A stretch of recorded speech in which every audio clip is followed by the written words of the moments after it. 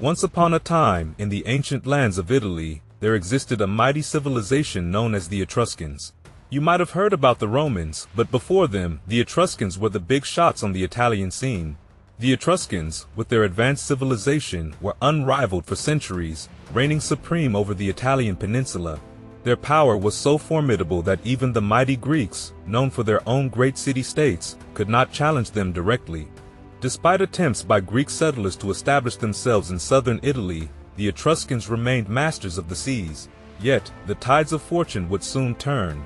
In the year 535 BCE, a pivotal battle known as the Battle of Eulalia unfolded near the island of Corsica. Here, the Greeks clashed with the combined might of the Etruscans and Carthaginians. Though the Greeks suffered defeat, it only served to strengthen Etruscan control of the Tyrrhenian Sea. However, the Greeks were not ones to be easily subdued. Over time, their city-states grew in power and ambition. In 524 BCE, the Etruscans sought to extend their dominance by launching a campaign in Magna Graecia, targeting the city of Cumae, a stronghold of Greek influence. Led by the valiant general Aristodemus, the Greeks emerged victorious, dealing a blow to Etruscan aspirations. Emboldened by their success, the Greeks continued to resist Etruscan expansion. In a fateful year around 506 BCE, another significant confrontation occurred. King Lars Porsena, fresh from his triumph over Rome, set his sights on the Latin city of Archaea. Once again, it was Cumae that came to the aid of their allies, led by the steadfast Aristodemus. In a decisive battle, they thwarted the Etruscan forces once more, and Rome emerged as a formidable power in central Italy, challenging the dominance of the Etruscans. With the establishment of the Roman Republic, the once lost territories swiftly came back under Roman control.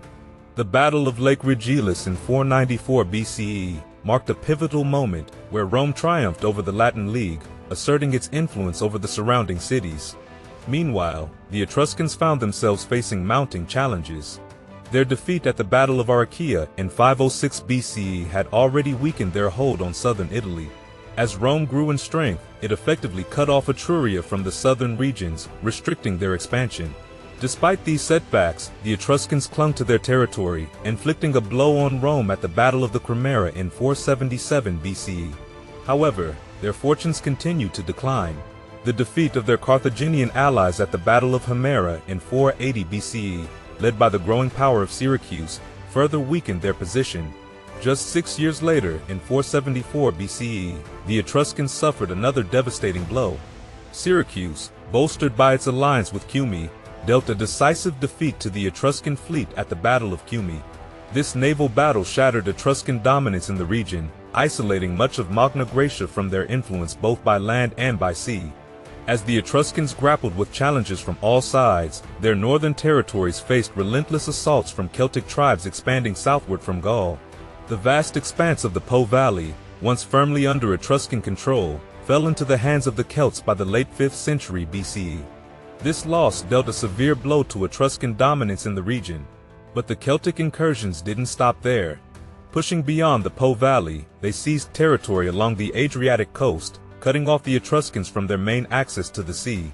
Hemmed in from the north and east by Celtic advances, and from the south by the ever-encroaching Romans, the Etruscans found themselves surrounded by foes on all fronts. Meanwhile, the Romans, emboldened by their growing power, set their sights on Etruscan territories to the south. Veii, a prominent Etruscan city and a close neighbor to Rome, became a prime target. In 396 BCE, under the leadership of Marcus Furius Camillus, the Romans launched a decisive attack on Veii, culminating in a prolonged conflict between the two powers.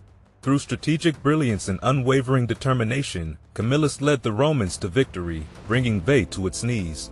The city was plundered, its survivors enslaved, and its riches seized by Rome.